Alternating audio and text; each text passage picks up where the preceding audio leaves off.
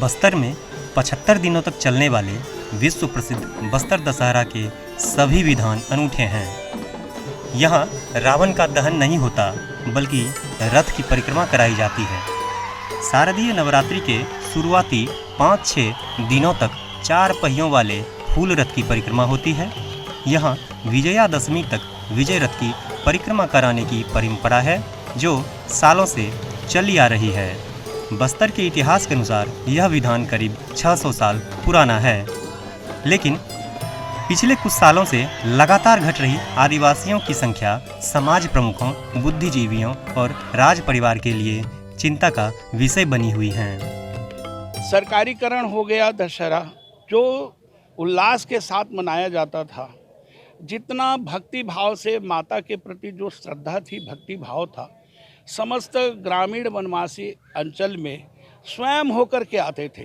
माता की छतरी पकड़ना, माता के लिए काम करना, ये स्वयं होकर के धर्म के लिए धर्म प्राण होकर के वो आते थे।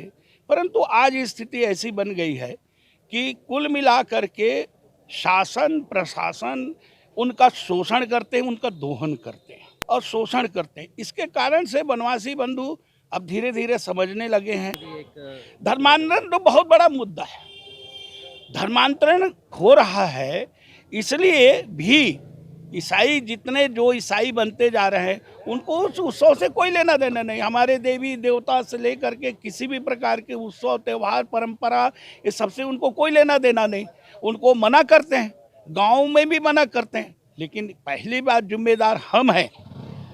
हम धर्मांतरण हो रहा है, अबाध गति से धर्मांतरण हो रहा है, इसका उसके लिए जवाबदार जिम्मेदार हम स्वयं हैं, हम हिंदू समाज भी स्वयं है। बस्तर दशहरा उत्सव में अब लगातार आदिवासियों की मौजूदगी घटती जा रही है। बस्तर के राजकुमार और आदिवासी समाज के प्रमुख आदिवासियों की घटती संख्या की वजह दशहरा में तेजी से सरकारीकरण के साथ साथ बस्तर में हो रहे धर्मांतरण को बता रहे हैं।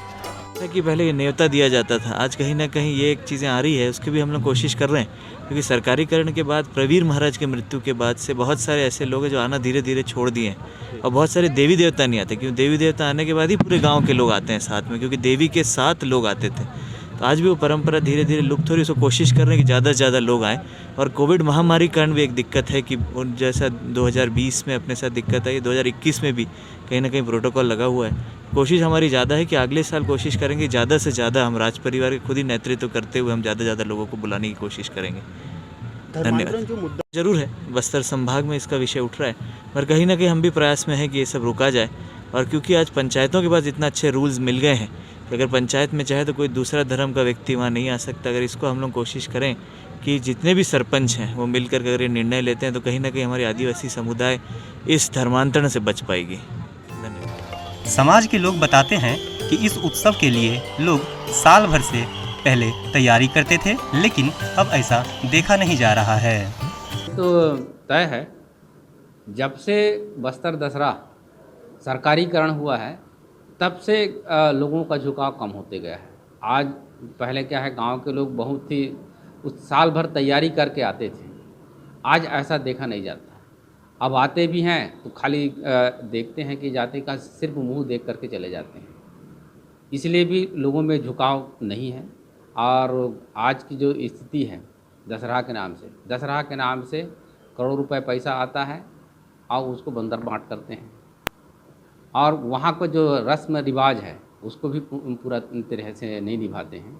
तो गांव वाले पहले आते थे, अपनी स्वेच्छा से आते थे, अपना चंदा बोड़ी करके आते थे, अपनी देवी देवता के साथ पूरे गांव के गांव आते थे, और यहाँ पर जितना दिन रुकना है उतना दिन वहाँ रुकते थे।